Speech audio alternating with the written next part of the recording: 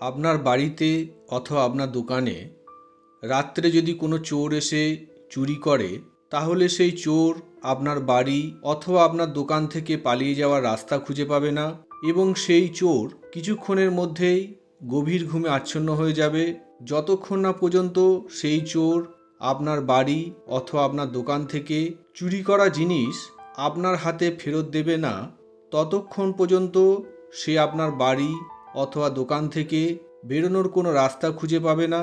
তবে এই চোর বাঁধার কাজটা নিজের জন্য নিজে অথবা আপনার পরিবারের কাউকে করতে হবে। অন্য কেউ আপনার জন্য চোর বাঁধার কাজটা করে দিলে কোনো কাজ হবে না। ভিডিওতে একটা গাছের ছবি আপনারা দেখতেই পাচ্ছেন। গুগলে সার্চ করে দেখলাম এর নাম হলো হিমালয়ান ব্লু পপি। আমাদের এখানে এটাকে নীলা আপু নামে পরিচিত।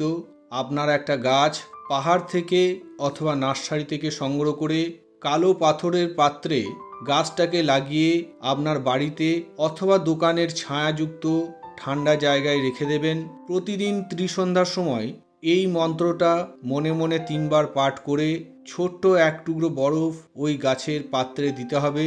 এই কাজটা নিয়মিত আপনি অথবা আপনার পরিবারের যে কোনো একজনকে অবশ্যই করতে হবে। যেদিন ভুলে যাবেন সেই দিন থেকে ওই গাছটার মাধ্যমে আপনি আর চোর বাঁধার কাজ করতে পারবেন না। আপনাকে আবার নতুন করে গাছ সংগ্রহ করে কাজ চালু করতে হবে। গাছ যতদিন জীবিত থাকবে এবং যতদিন আপনি মন্ত্রপাঠ করে বরফ গাছের গোড়ায় দেবেন, ততদিন আপনার বাড়ি অথবা আপনার দোকান চোর থেকে সম্পূর্ণ নিরাপদে থাকবে। তো বন্ধুরা, এই ছিল আজকের ভিডিওর কোনো অংশ অথবা আপনাদের যদি আরও অন্য কোনো ব্যক্তিগত সমস্যা থেকে থাকে, সেই সমস্যার সমাধান পেতে ভিডিওতে দেওয়া আমার হোয়াটসঅ্যাপ নাম্বারে সংক্ষেপে ভয়েস মেসেজ পাঠাবেন। আমার যখন যেদিন সময় হবে আপনার ভয়েস মেসেজটা শুনে নিয়ে অবশ্যই তার উত্তর আপনাকে দিয়ে দেব। নমস্কার, জয় মা কামাখ্যা।